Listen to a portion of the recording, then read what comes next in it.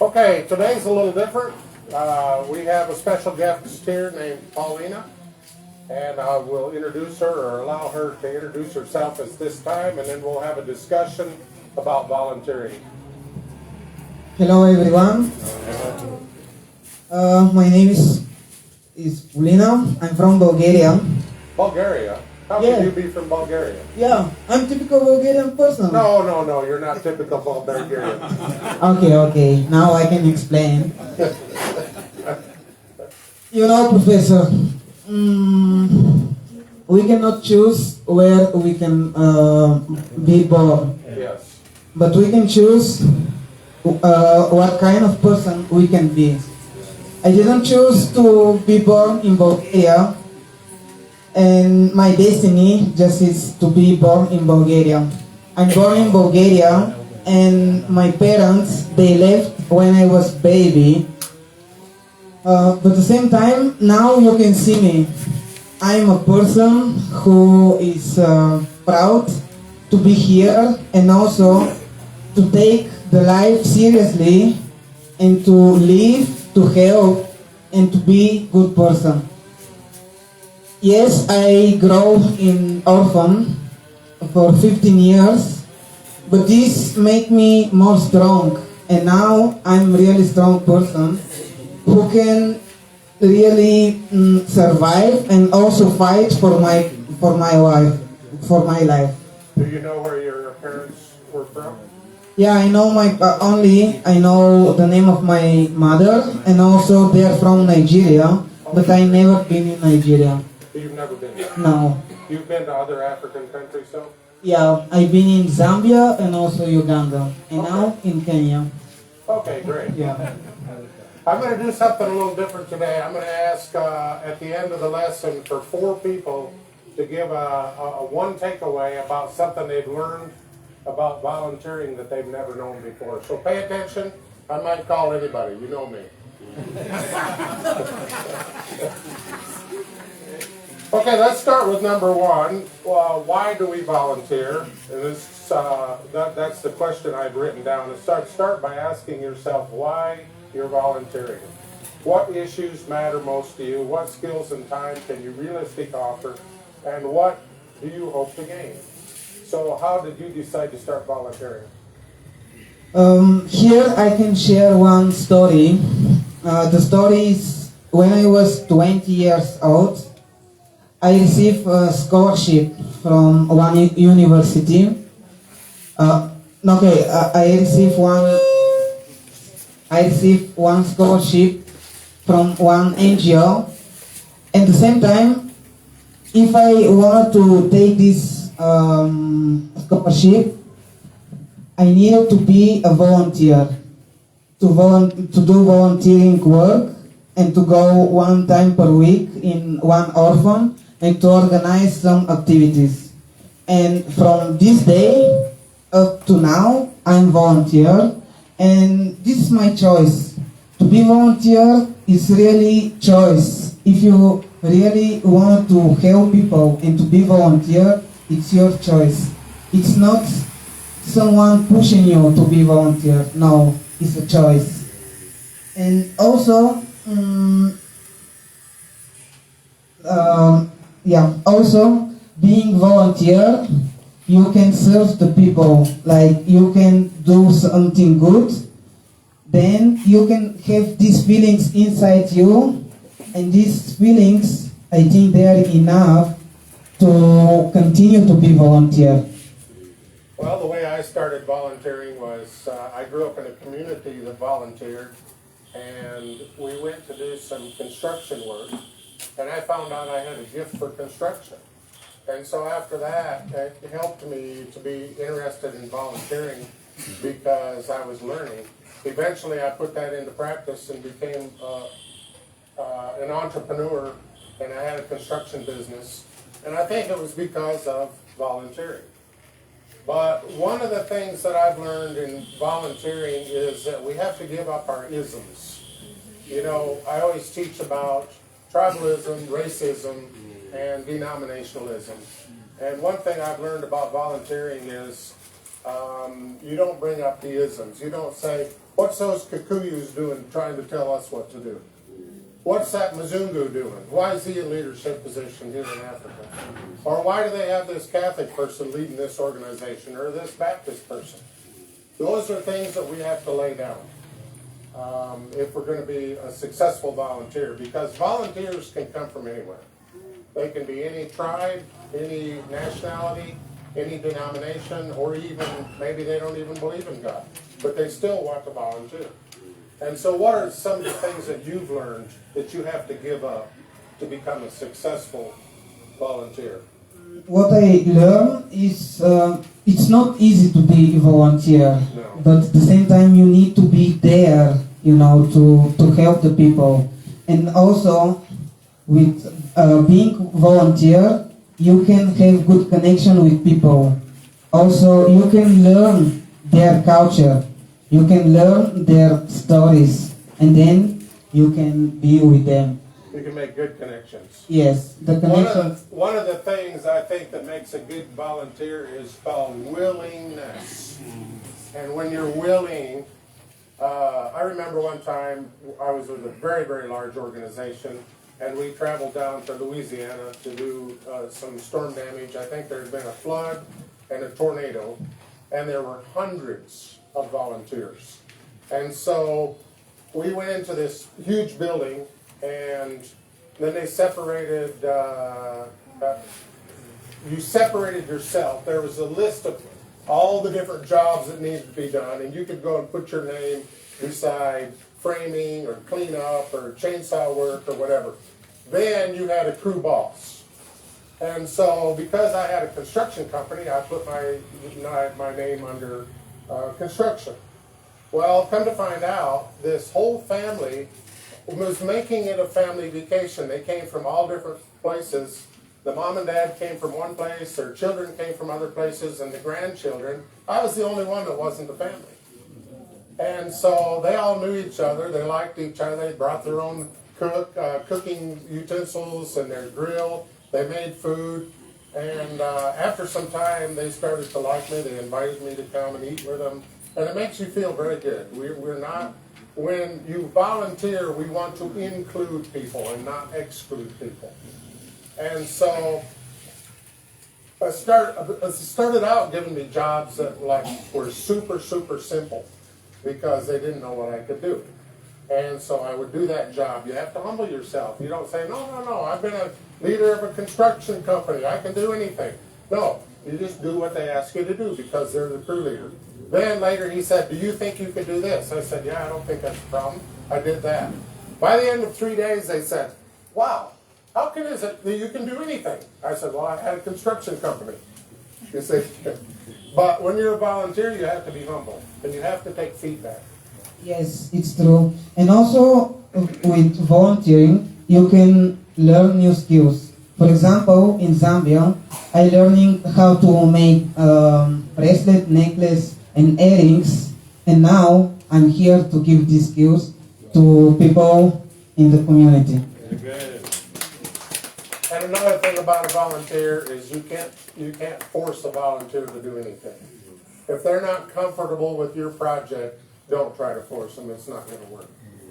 Yeah, and also I remember when I spoke with Eunice, and she asked me, okay, but what you can do? And then I shared what I can do, and then she told me, whoa, this is amazing. I think we can teach the people how they can be sustainability. And then we connected with other people who had similar values. I think you talked to the Mikasa. Yes, yeah. And so the Mikasa actually talked to the proof trainers, and slowly, but well, not even slowly. It kind of like blossomed like a flower. Yeah, it was very well organized. Like so fast. For 30 minutes, I will explain and share with my friend how fast the people can organize because of their community, because they wanted to help community, and this is amazing. Another thing I've learned is that volunteers don't think alike at all. And I went one place with Eunice, And this volunteer come up to me and he said, "How does a guy like you get a beautiful woman like this?"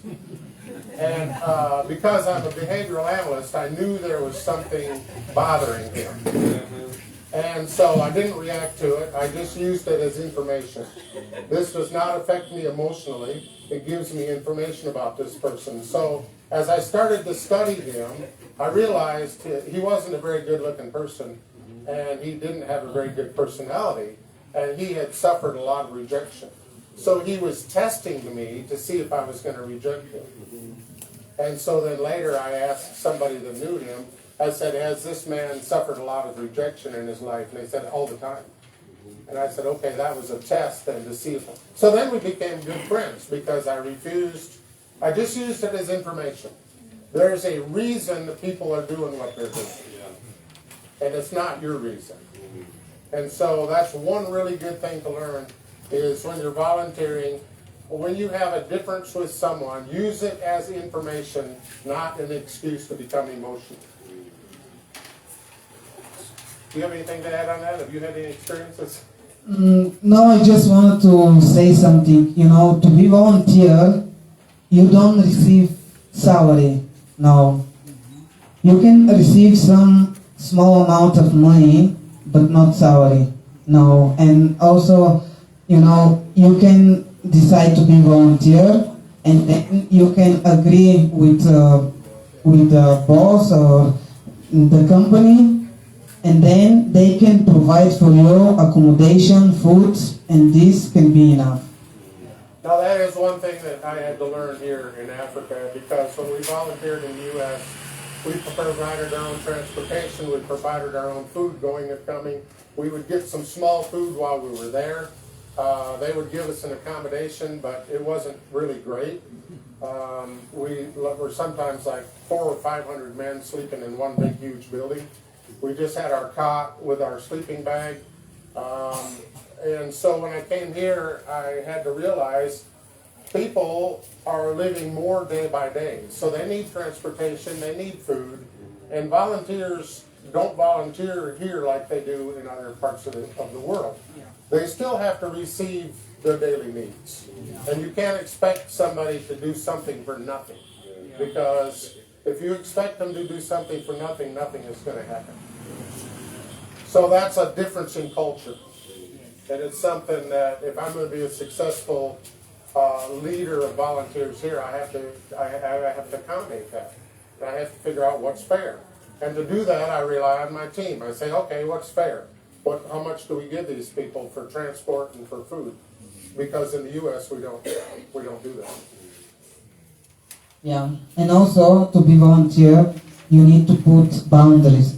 Yes, absolutely. Yeah, and also to decide how much time you can spend and how money you want to spend.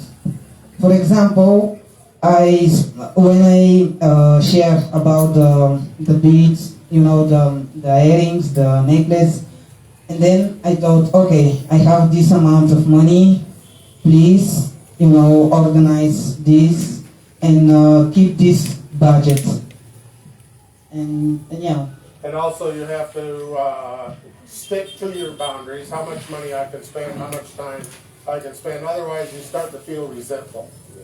You know, because people will always push you. If you're doing something good, they'll say, but Paulina, we still had 50 students that wanted to be trained. Can't you do that next week for us? 50 more students, just 50 more students? She has to say no. My budget is exhausted. We have other time for other things. But we have trainers now that can train them. Another thing we have to do is do things that benefit the people you are volunteering for. How many of you know about Girl Scouts and Boy Scouts? Okay, Girl Scouts and Boy Scouts is an organization that trains young people to help other people. And so there's this funny story told about the Boy Scouts, and the Scoutmaster told them, I want you to do something every day to help someone else. And I'm going to ask you. So at the end of the day, Johnny comes in and he said, Johnny, did you do a good deed today? Yes, I did. What'd you do? I helped a little old lady across the street. Oh, Johnny, that's so nice. Did you happen to get her name? Yes, it was Mrs. Gray. Oh, that's even nicer. You even interacted with her. Billy, what did you do today? Well, I helped a little old lady across the street. Oh, did you happen to get her name? Yes, her name was Mrs. Gray. So, oh, okay, she was very weak then. You had to be one on one side, one on the other. Then he asked two more boys, and here they both helped Mrs. Gray also. He said, now, why is there four boys helping one lady across the street? Well, they said she didn't want to go very much, but we had to get her good deed in, see? So sometimes people are that way. They do things to benefit themselves. They don't do things to benefit other people. And I remember a friend of mine, he was a very funny guy. We were hammering, building something, and this news media came, and they said, hey, we heard there's going to be a meeting here. Where's the meeting? He said, look, buddy, the only meeting I know of is between the hammer and the nail. But there's other people, as soon as the news media is around, you know, they're wanting to be right in front of everybody and taking the pictures and getting in the center of the photo, you know. And so that happens, I think, in every country. There's people who want to be in the center of attention. There's people who just want to do the hammering and nailing, and they don't want to have the meeting. So there's sometimes you just have to accept some of those things. What have you run into when it comes to those kinds of things, benefiting other people? You have to change your program, right? Yeah. Just a minute. We're going to give a time at the end for people to give one takeaway while it's still live streaming.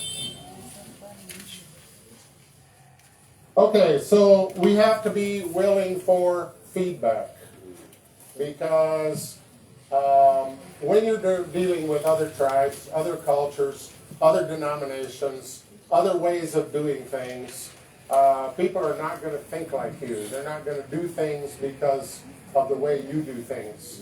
And so we have to be very, very willing for feedback so that we can work together successfully. Yeah, and here I can repeat, you need to ask. Ask. Yeah, ask question. Ask a lot of questions. Yes. Are you happy with what I'm doing? Am I doing this the way you want me to do it? And then you can improve. Then you can improve. If you can't take feedback, you're just pretty much stuck on a certain level. Okay, can we move? What? Can we move? Yeah, we can move. Okay. Point 3. Learn to communicate. Here is very important. Before you learn to communicate, you need to learn to listen. Because if you are not able to listen, you cannot hear the needs of the people. Is it true? It's very true. Yeah. Listening is a huge part of communicating, and listening to understand, not listening to reply. Yes. Yes. Exactly. And another thing is what we call natural affinity. Affinity is when you have a special liking. So suppose Kipchumba and I both have a natural affinity for music. We love music. And as soon as we find out that we're going to start bonding. Now, we have to overcome our natural affinities because there are other people who can teach us things that we don't know. But it's not the people that like the same thing that we like. And so it might be someone who's radically different, thinks radically different than you. And so you develop a program where you listen to people who have radically different ideas and try to understand why they think the way they think. Yeah. And then you can connect with people with listening. You listen, interact. Yeah. Yeah. So that's learning to communicate is a big thing, especially as you go from culture to culture. And there's even phraseology. I remember the first time I came to Kenya, they said go to, what's that hotel where I used to go, Eunice? There. What was it? The tall one. The Katoni Heights. They said go to Katoni Heights, take the lift to the 6th floor. I didn't know what a lift was because we call it an elevator in the U.S. And there's different pronunciations. Sometimes people will pronounce a word and I have no idea what they're saying. I ask them to spell it and then it's like, yes, of course, I know what that word is. Then when I got to the 6th floor, it was just rooms. And I thought, I don't know what to do. There's no hotel here. And so then I found a set of stairs, and I went up one more floor, and then the hotel was on the top. And so these are all communication issues that we deal with. And people just take it for granted. They think you know, and you don't know. I didn't know about number plates. I said, which car am I supposed to get in? KBW. I said, KBW, I've never heard of that. I've heard of Toyota, I've heard of... no, they said it's a number plate. I said, well, what's a number plate? Because we call it a license plate in the U.S. And here, everybody pays attention to the number plate. You know, if you tell the boy at the supermarket to take things to your car, you say, take it to KAY, he knows immediately what you're talking about. In the U.S., we'd say, take it to the blue Toyota Camry. Oh, okay. We take it to the yellow VW. You see, we differentiate things differently because the number plates are much smaller. Yeah. So it's all these things that you have to learn how to communicate. So you're now living in Denmark, right? Yeah. You moved from Bulgaria to Denmark. And you had some cultural changes. Yeah, for sure. The first is the food. The food? Yeah, also the language. Yes. And yeah, but you need to give time to yourself because you cannot do it for day 1 to day 2. No, you need to give time to yourself. And you hope other people give you time. Yes, But I hope so. Sometimes they don't. Yeah. They like their favorite food and they want you to eat it. But then for some reason, when you give them your favorite food, they don't like it. So we have to adjust. Yeah. Number 5, stay humble. Volunteering often involves stepping outside your comfort zone. Have you ever stepped out of your comfort zone? Yes, here. Yes. Also, yeah, all the time. If you want to be successful, you need to be able to go out of your comfort zone. Because if you really stay in your comfort zone, then you can not see what will happen out of your comfort zone. You wouldn't be here if you had to stay in your comfort zone, would you? Yes, it's true. I wouldn't be here either. Yeah. Are you happy that we got out of our comfort zone? Thank you, thank you. Okay, be prepared for plans to change. Have you ever had to do that? Yes, because I'm flexibility. Yeah. It's really important, to be flexibility and to do to try to, if the things doesn't happen how you like it or how you're thinking, then you need to change. And, yeah. So you remember in the brain types, this guy is impatient and this one is impatient. That also means they're more flexible. They can change quickly. These two people are more patient, the cautious and the stabilizer, but they're a little inflexible. And so if you ever wonder why somebody's inflexible, why they don't want to change, ask you what is their brain type. So being impatient isn't always a bad thing. It means that you can change. But being patient is normally a good thing. But when you have to be very flexible, it can be challenging because people have their structure, especially this one here, the one that likes procedures. He's got his day all planned out. Now something changes, and the boss said, okay, we're not going to do this project because the homeowner didn't get his paperwork done. So we're going to go over and do this project over here. And it's like, I don't know what to do. I didn't bring any tools for that thing. I don't know how to do this. You see, you just have to be flexible. And supposing I sign up on my sheet to do one thing, but when I get there, the crew from yesterday has almost finished it. Now, all that's left is plumbing and wiring. And so the plumbing and wiring people say, do you know how to do plumbing and wiring? And I say, yes, I can do a little bit on each. but you're going to have to help me. And so you have to be flexible. And of course, you didn't do that kind of thing, so our volunteering experiences are a lot different. Yes. Yeah, but I think there's some basic similarities. Flexibility is very important. Yeah, and also curiosity. Yeah, curiosity. Yeah, That's for sure. a very good one.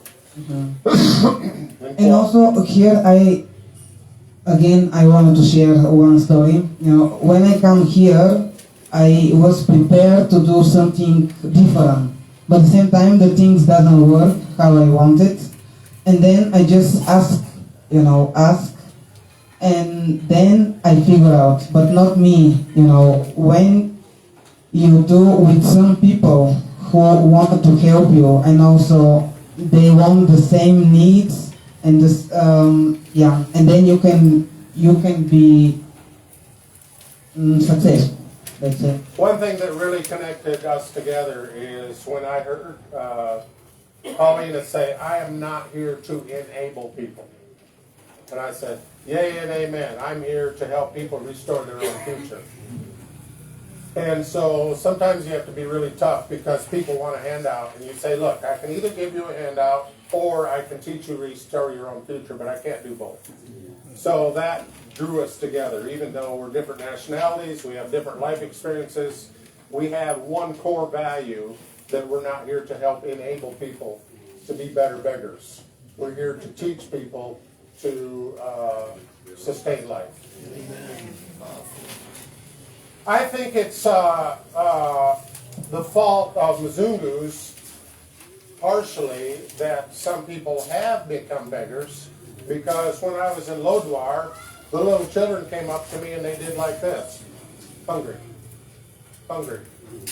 Hungry. It was the only word they knew. They didn't know hello, they didn't know anything. They just knew hungry. So I asked the church leaders, I said, "Where do these children get their food?" And they said, "Well, from the container." I said, "The container? How do you get your food from the container?" "Well, the food and the clothing and everything comes on the shipping container." So who's shipping it? What's going to happen when the containers quit coming? Are these children going to starve to death and have no clothes because they've been taught to be dependent? That's like our lesson that I told you. We grow up, when we're born, we're dependent. We're completely dependent on someone. We need to learn how to be interdependent. But first we have to learn how to be dependent. So you go from being dependent to independent. These children are dependent on mother, then they become independent of mother, and then they become interdependent, where we can work together with different skills. But you can't become interdependent until you become dependent. And so that's one thing that has really connected us. We want people to become dependent and then interdependent. And by the way, we had a very good working together of the team this time. There were some small glitches, but we had a meeting afterwards with some of the leaders. We talked about how we can do this better. And so I expect that in the future, we'll be doing more workshops. You have really started something for proof. Thank you. Thank you. I'm so glad. So I think the last point here is to make an impact, people must know, like, and trust you. And that takes a lot of time. Sometimes 3 or 4 years.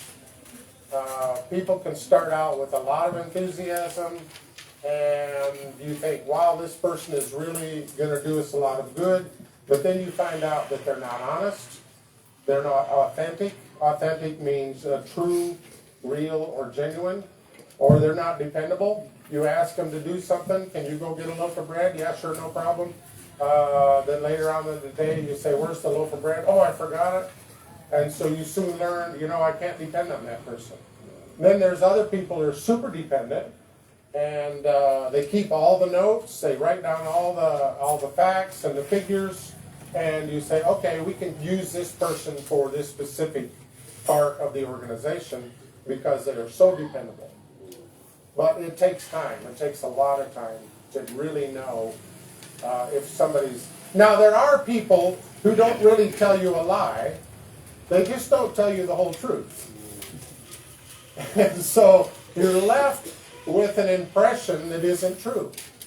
And so you can't go back and say, you lied to me, because they didn't lie to you. It's just that they didn't tell you the whole truth.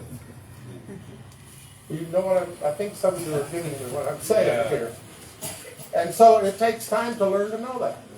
Yeah, and this is why it's really important to be honest, yourself, and open. And I found Paulina to be very much that way. She says, I can't do that, I'm out of budget. So yes, I know where I'm at now.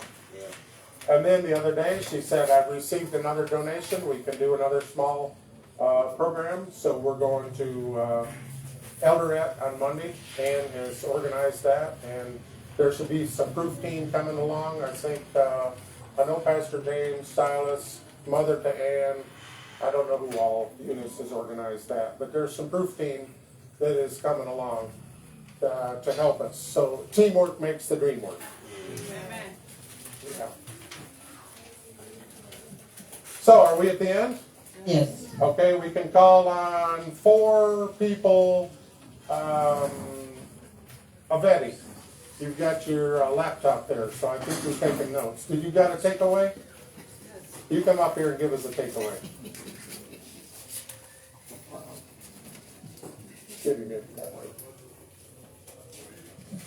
Thank you very much. What's one thing that you learned about volunteering that you didn't know about? Okay, one thing that I've learned about volunteer, it always embraces teamwork. You meet different people, different habits, different character. But the moment they see whatever you are doing, it always embraces what we call teamwork. And you know, in teamwork, I always say this, there are 4 things. There is T, E, A, and then M. Yes. And in this T, E, A, M, there's what we call trust. Because we never knew our sister. But right now, after we volunteered, there is that trust that is fueled in us. Number 2, whatever she has been doing to the community, it always embraces what we call encouragement. Yes. So a lot of people right now, as they're talking, they are encouraged. True or false? How many are encouraged? That's true. Because there's a life that has been transformed. And then we have what we call A. In volunteer, we meet association. We associate with you. Yes. And right now, I can associate with Eunice. I can associate with me, the environment master here. I can associate with anyone there, outside there. And then at the end of the day, lastly, strong point that I can say about volunteer, it always creates a room for motivation. And at the end of the day, we are all motivated. God bless you. Amen. Amen. And Munya, our lawyer, I know you always have a takeaway. Salea. Yeah. Mr. Salea, you're next with your takeaway. So my takeaway was that it involves you. Voluntary service is about you, that you serve, but you don't serve self.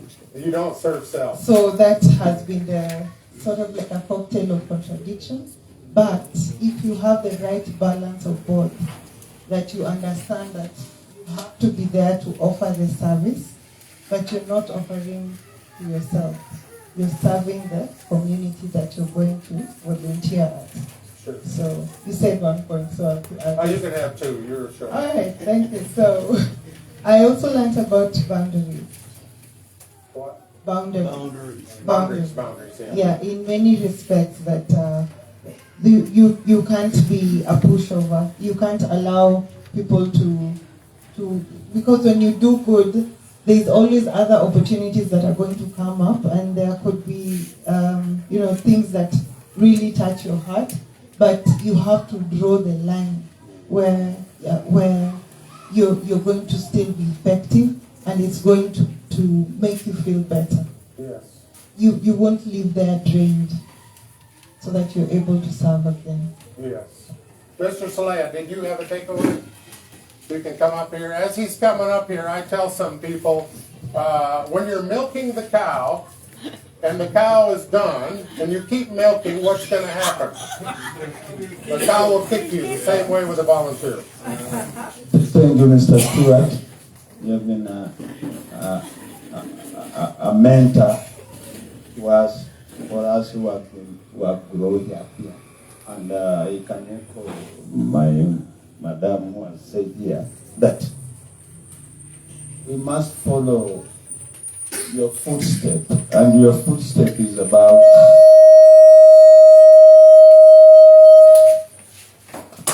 your footstep is about following the righteousness, if I'm not wrong. Only my sister, I echo with you, because sometimes I agree with you because of your profession, not because of your religion. Because we come here and we have people from many religions, and they come from different religions, and we come here. And the Stuart has made a very different mentality that people from many religions can come here and fellowship.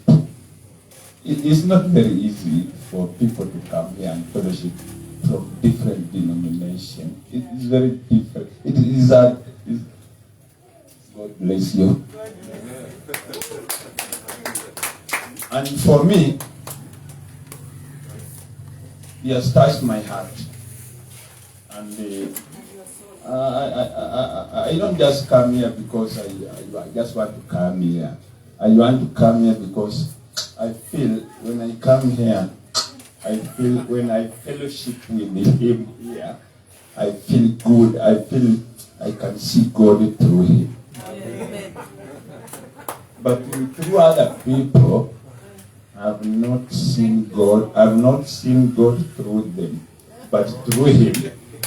I've seen that God can speak through him and can speak to me, and I can listen to him through him.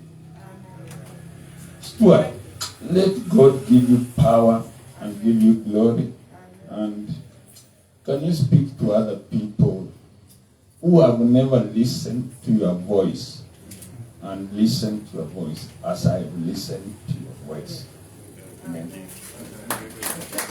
Thank you so much. Now, Eunice, I think this will be the last one on live stream. You can give a brief recap. Thank you so much. What I've learned today is a volunteer is a person who gives his skills, his time and service willingly without expecting money. I can repeat that. A volunteer is a person who gives skills, time, service willingly without expecting money. I underline the word give. It is more blessed to give than to receive. Amen? Amen. Wow. It's the law of sowing and reaping. What Eunice is talking about here. When we volunteer, we are actually giving back what God has given us. And so if we refused to volunteer, God could take away the gift that he's given us. The way we know that is in the story of the talents. One man was given 5, 1 2, and 1 1. The one who used his 5 talents, God blessed him. The one who used his 2 talents, God blessed him and commended him. The one who refused to use his talent, God took it away and gave it to somebody else. Okay, the live stream is over?